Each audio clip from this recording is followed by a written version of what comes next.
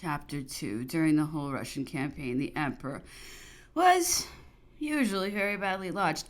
We had to comply with necessity. The thing was a trifle hard, to be sure, for people who had nearly always lived in palaces. The emperor resigned himself to it courageously, and all the rest followed suit in consequence.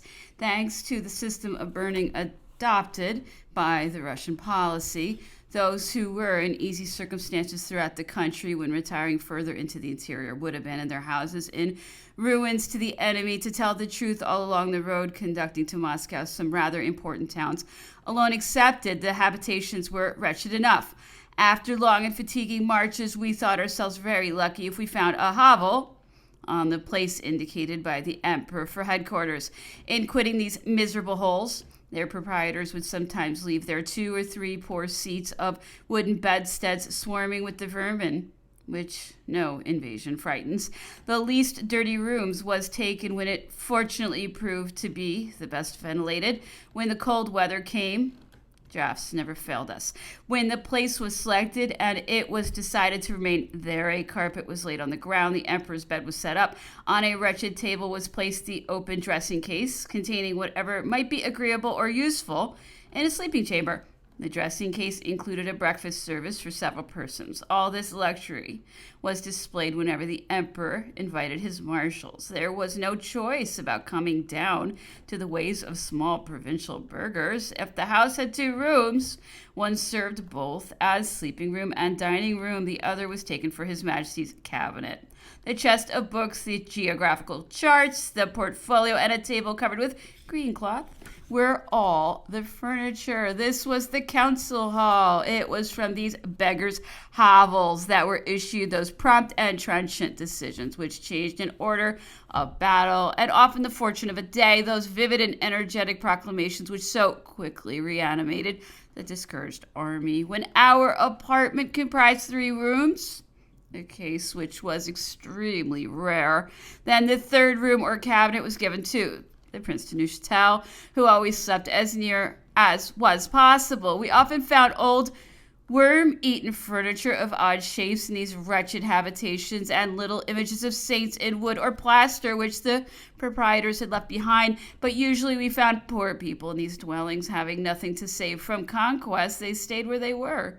These good people appeared much ashamed of receiving the Emperor of the French so badly. They gave what they had, and we thought none the worse of them. More poor people than rich ones in Russia have received the Emperor in their houses. The Kremlin was the last palace of foreign kings in which His Majesty slept during the Russian campaign. When we found no houses on the route, we put up the Emperor's tent. It was divided into 3 rooms by curtains so as to contrive several apartments. In one, the Emperor slept. In the second was his cabinet. In the third, his aides-de-camp and chief attendants were accommodated. In this room, the emperor usually ate his meals, which were prepared outside. I alone slept in the chamber. Rustem, who followed His Majesty on horseback when he went out, slept in the couloir of the tent, so as not to be interrupted in a repose very necessary for him. The secretaries slept either in the cabinet or the couloirs. The great officers and chief attendants ate where and as they could. Like common soldiers, they had no scruples against taking a snack when they could get it. Prince Berthier had his tent close to that of His Majesty. He always breakfasted and dined with the emperor. They were inseparable friends. This intercourse was very touching. It was seldom interrupted. I still think there was a slight falling out between the emperor and the marshal when His Majesty quitted the army of Moscow. The old marshal wished to go with him. The emperor refused him. A somewhat lively discussion ensued, which entailed no consequences. On campaign, the meals were served by Monsieur Colin, superintendent of the kitchen, and Rustem as a valet de chambre. In this campaign, more than in any other, the emperor frequently rose during the night, put on his dressing gown, and worked in his cabinet. Very often he had fits of insomnia which he could not overcome. Then, as he found the bed unendurable, he would suddenly spring up, take a book, and read. As he walked up and down the room, when he found his head somewhat refreshed, he would go back to bed. He rarely enjoyed uninterrupted sleep for 2 nights together. He would often remain at work in the cabinet until it was the hour for the toilette. Then he would return to his chamber and I would dress him. The emperor took great care of his hands. Yet in this campaign he often relaxed this petty vanity. During the great heats, he no longer wore gloves, finding them too uncomfortable. Hence, through being exposed to the sun, his hands became very much tanned. When the cold weather set in, what had been a coquettish device became a sanitary precaution. The emperor resumed his gloves. He endured the cold with great courage. Still, it was plain that physically he was very much affected by it. It was in Vitebsk that the emperor had several Russian houses pulled down to enlarge the place in front of the house he inhabited, because it was too small to hold reviews there. There was a dilapidated old chapel, which it was likewise necessary to eliminate to attain his end completely. The demolition had already begun when the inhabitants assembled in large numbers, expressing loudly their dissatisfaction with this proceeding, but they were appeased when the emperor gave them permission to take away all the sacred objects contained in the chapel. In consequence of this authorization, several persons entered the holy place, and we saw them come out again bearing with great pomp some wooden images of saints and of large dimensions, which they deposited in other churches. One morning I was present at a guard review of the foot grenadiers of the guard. All the regiments seemed very joyful. It was because General Friant was about to be installed as commander of the corps. The emperor gave him the accolade. It was the only time I ever saw His Majesty do this on campaign. As the general was much beloved by the army, this favor of the emperor was received with universal acclamations. All the promotions were usually welcomed with great enthusiasm by the soldiers, for the emperor insisted on their being made with formality and display. Many persons fancy that to be near the emperor was enough to ensure one's being perfectly well off, even on campaign. This is a great error, which could be contradicted by the kings and princes who followed His Majesty to his wars. If such grand personages as these lacked necessary conveniences, one should reflect that the employees of the different services were very uncomfortable. The emperor himself often dispensed with those ordinary commodities which would have been very agreeable to him after his fatiguing days. One might say that at the hour for the bivouacs there was a general loge qui peut, lodge where one can. Never did the poor soldier find his own destitution made more grievous by the sight of abundance and scandalous luxury in the quarters of his superiors. The chief generals of the army ate their munition bread with as much pleasure as the common soldiers. Never was want more general than during the retreat. This idea of a misfortune shared by all came most opportunely to kindle hope and energy in the most discouraged. It may also be said that sympathy was never more reciprocal between chiefs and soldiers. Thousands of examples might be cited in support of what I advance. When evening came, the fires were lighted. The most fortunate of the marauders would invite some of their companions to share their feast. On days up dearth, cuts of roasted horse were very poor repast to offer, and yet a very good one. Many soldiers would deprive themselves of a good prize to offer it to their leaders. Selfishness was not so general as to prevent this noble French courtesy from reappearing occasionally to recall the happy days of France. We all lay on straw, and those of the marshals who slept in excellent feather beds in Paris did not find this couch too hard in Russia.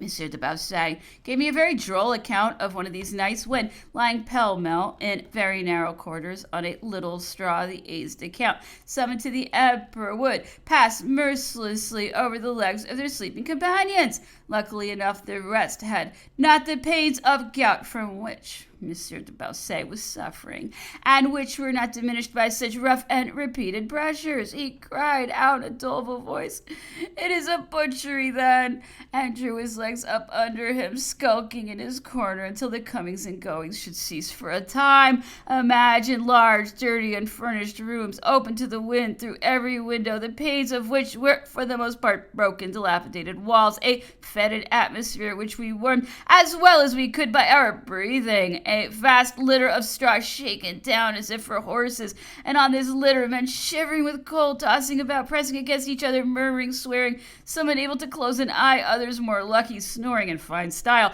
And from the midst of this pile of feet and legs the alarm cries in the night when an order from the emperor would come, and you will have an idea of the hostelry and the guests. For my part, so long as the campaign lasted, I never once addressed myself to go to bed, for we found none anywhere. Something else had to be substituted in their place. Now, one knows that necessity is never at a loss for inventions. This is how we supplied for this defect in our furnishings. We had great bags of coarse canvas made, in which we enveloped ourselves completely and then threw ourselves down upon a little straw when we were so lucky as to find any. It was in this manner that I took a little repose during the night for several months together, and even at that I have several times passed 5 or 6 nights without being able to avail myself of it, my service being continual. If you reflect that all these petty sufferings were renewed daily, that when night came we had not even the repose of the bed to refresh our weary limbs, you will get a notion of the burdensome character of our services. Never did the least murmur of impatience escape the emperor when assailed by so many inconveniences. His example endowed us with great courage, and in the end we so accustomed ourselves to this nomadic and fatiguing life that in spite of the cold and the privations of every kind to which we were subjected, we often jested over the poor appearance of our apartments.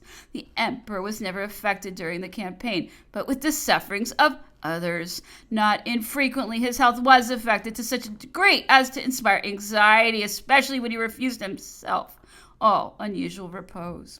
Yet I always saw him taking pains to find out how everything was going, and if there were resting places for all. He was never tranquil until he had been perfectly informed concerning all these details.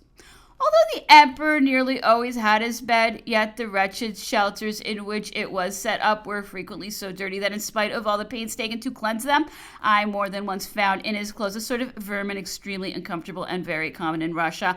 We suffered still more than the emperor from this filthiness, deprived as we were of clean linen and other changes of clothing, for the larger part of our effects had been burned with the carriages that contained them.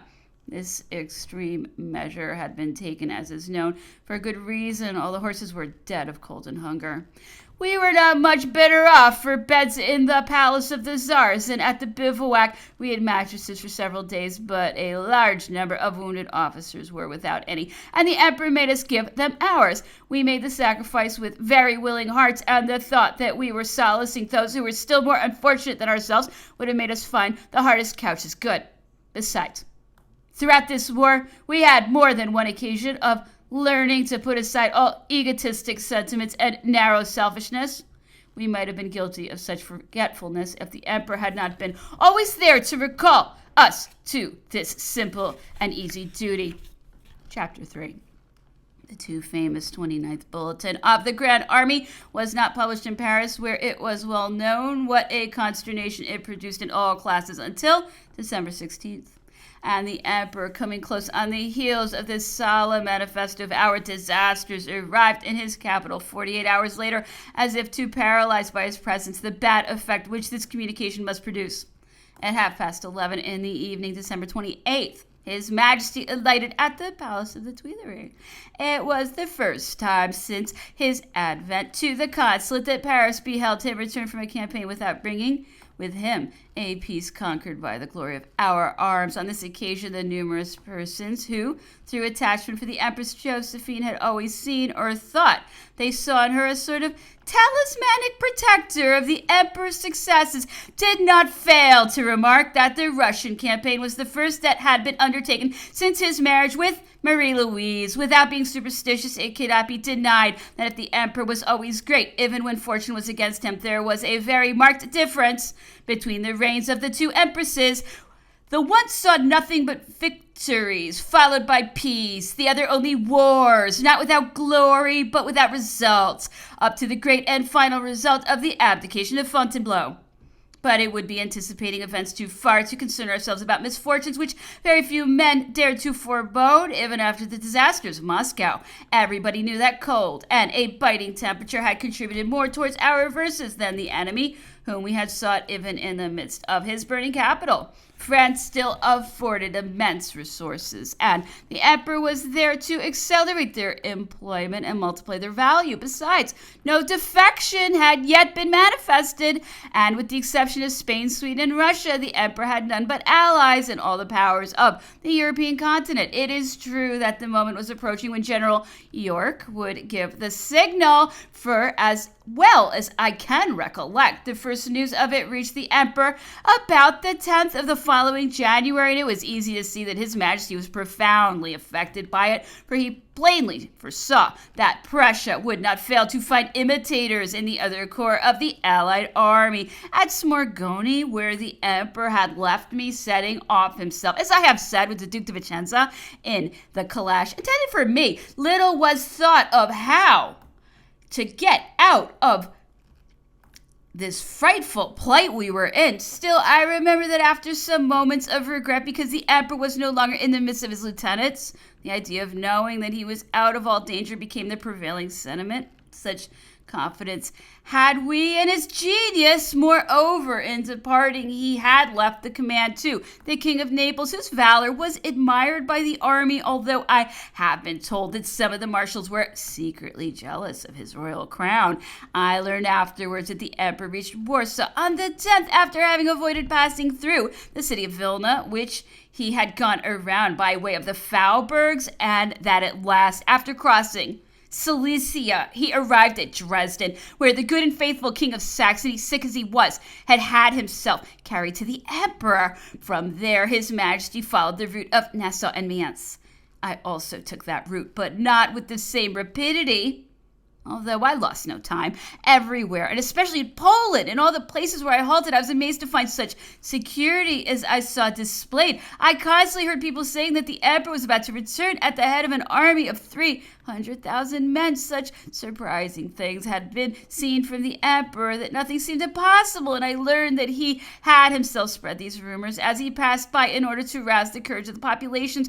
In several places, I found difficulty in procuring horses, hence, in spite of my eagerness, I did not reach Paris until 6 or 8 days after the emperor. Hardly had I left the carriage when the emperor, having been informed of my arrival, summoned me. As I made the person whom he had sent observed that I was not in a state which permitted my presenting myself before His Majesty. "That is no matter," was replied. "The emperor wishes you to come at once, just as you are." I obeyed to the minute. I went, or rather ran, to the cabinet of the emperor, where he was with the Empress Queen Hortense and another person whom I do not remember positively enough to be able to name. The emperor deigned to give me the most benevolent reception, and as the emperor seemed to pay no attention to me, he said with an accent of kindness which I shall never forget, "Louise, don't you recognize Constant?" "I perceive him."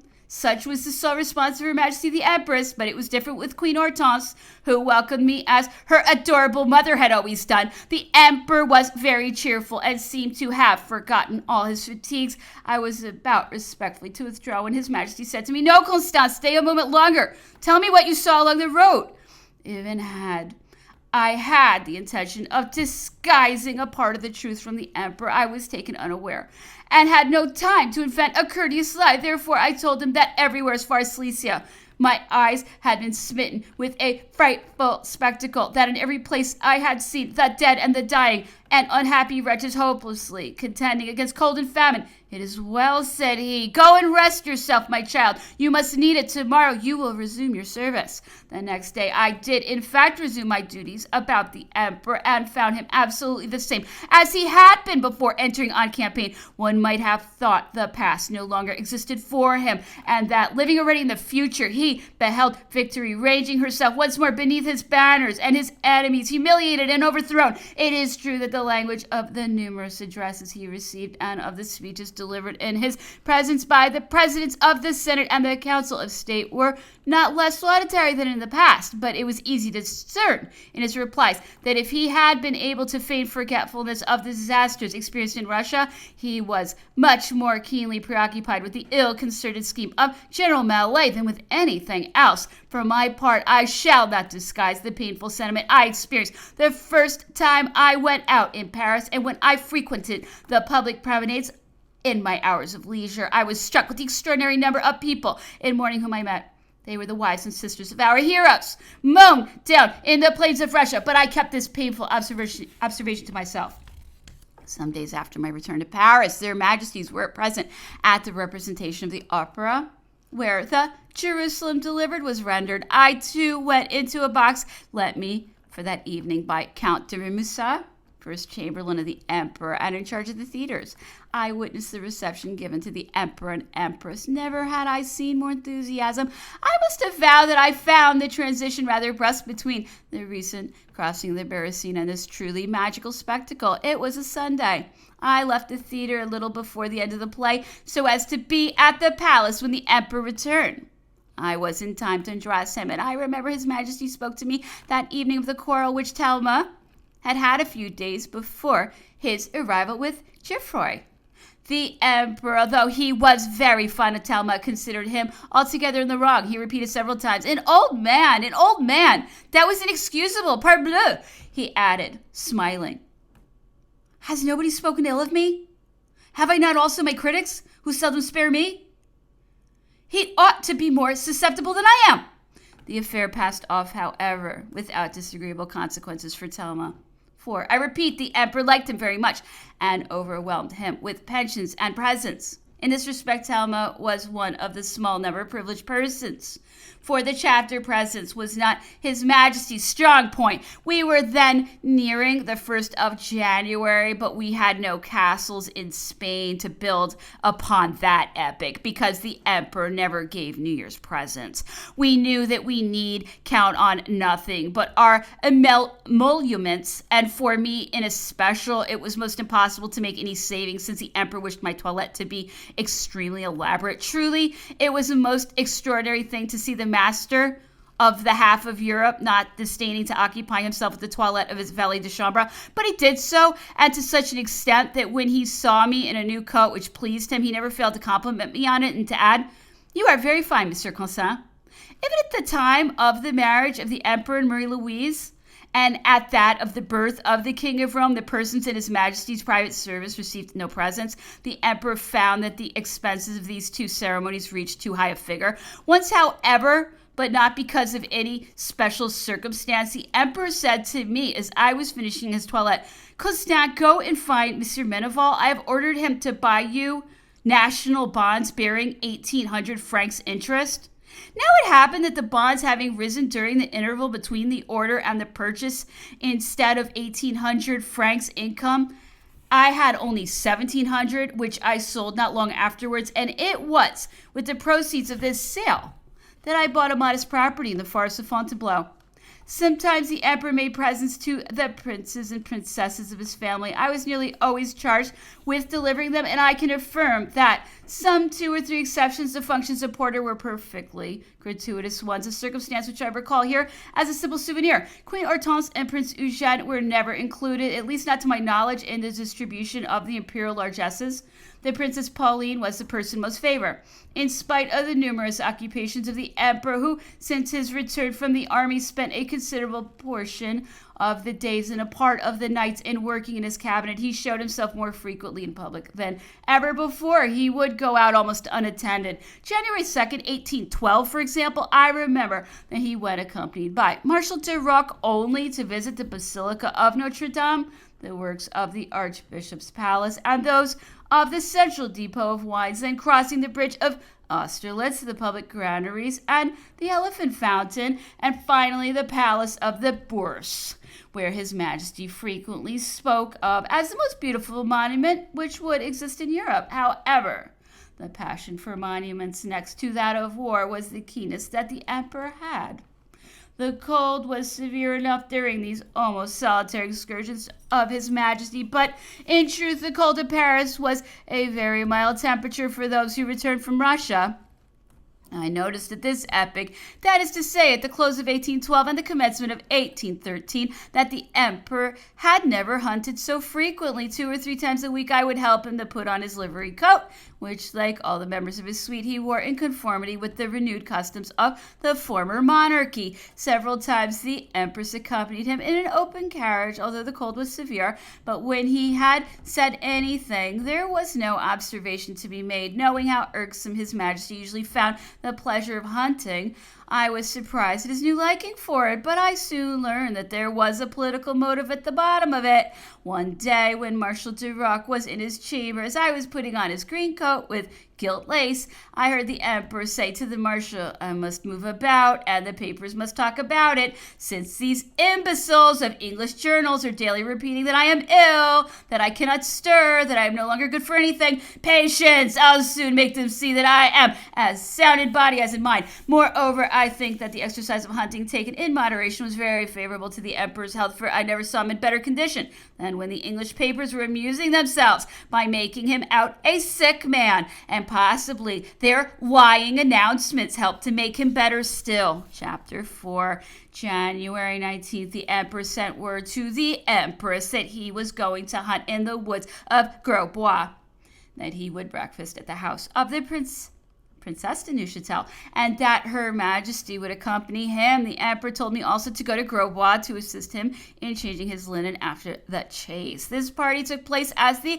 emperor had announced, but what was the surprise of all his suite when, at the moment of re-entering the carriages, His Majesty ordered them to be driven towards Fontainebleau. The empress and the ladies who accompanied her had absolutely nothing but their hunting costumes with them, and the emperor diverted himself somewhat with the tribulations of coquetry experienced by the ladies on finding themselves engaged in a campaign unprovided with toilette ammunition. Before leaving Paris, the emperor had given orders to have everything that the empress might require dispatched in all haste to Fontainebleau. But her ladies were taken unawares, and it was a curious thing to see them sending messenger on messenger as soon as they arrived, in order to have the objects of prime necessity, which they required, dispatched to them without delay. However, it was known very soon that the hunting party and the breakfast at Grosbois were mere pretexts, and that the emperor's object was to terminate in person with the Pope the differences which still existed between His Holiness and His Majesty. Everything having been prepared and signed, the emperor and the Pope on the 25th started an arrangement under the name of Concordat, of which the following is the text. His Majesty, the Emperor and King, and His Holiness, desiring to put an end to the differences which have arisen between them, and to provide for the difficulties that have supervened in several affairs of the Church, have agreed upon the following articles as a suitable basis for the definitive arrangement. Article 1. His Holiness will exercise the pontificate in France and in the Kingdom of Italy in the same manner and the same forms as his predecessors. 2. The ambassadors, ministers, chargés d'affaires of the powers near the Holy Father, and the ambassadors, ministers, and chargés d'affaires whom the Pope may have near foreign powers shall enjoy the immunities and privileges enjoyed by the members of the diplomatic corps. 3. The dominions which the Holy Father possessed and which are not alienated shall be exempt from every sort of tax. They shall be administered by his agents or chargés d'affaires. Those which will be alienated shall be replaced to the extent of 2 million francs of revenue. 4. Within the 6 months that follow the customary notification of nomination by the emperor to the archbishops of the empire and the Kingdom of Italy, the Pope will give canonical institution conformably with the concordats and in virtue of the present indult. The preliminary information will be given by the Metropolitan, the 6 months expiring without the Pope having granted the institution, the Metropolitan, or in default of him. When there is question of the Metropolitan, the oldest bishop of the province shall proceed to the institution of the bishop nominated, so that a see shall never be vacant for more than a year. 5. The Pope will nominate either in France or in the Kingdom of Italy to 10 bishoprics, which will be subsequently designated in concert. 6. The 6 suburbicarian bishoprics shall be reestablished. They will be appointed to by the Pope. The actually existing properties will be restored, and measures taken for those that have been sold on the death of the bishops of Anagni and Rieti. Their dioceses will be reunited to the said 6 bishoprics, conformably to the concert which will exist between His Majesty and the Holy Father. 7. With regard to the bishops of the Roman states absent from their dioceses through force of circumstances, the Holy Father may exert in their favor his right of giving bishoprics in partibus. A pension equal to the income they enjoyed will be given them, and they may be replaced in vacancies, whether of the empire or the Kingdom of Italy. 8. His Majesty and His Holiness will concert together at an opportune time on the reduction to make if there is occasion for it, in the bishoprics of Tuscany and the territory of Genoa, and also in the bishoprics to be established in Holland and the Hanseatic departments. 9. The propaganda, the penitentiary, the archives shall be established in the Holy Father's place of residence. 10. His Majesty will restore to favor the cardinals, bishops, priests, and laics who have incurred his disfavor in consequence of actual events. 11. The Holy Father resorts to the above arrangements through consideration for the existing state of the Church, and in the confidence inspired in him by His Majesty that the latter will grant his powerful protection to the very numerous needs of religion in our times. Napoleon. Fontainebleau, January 25th, 1813.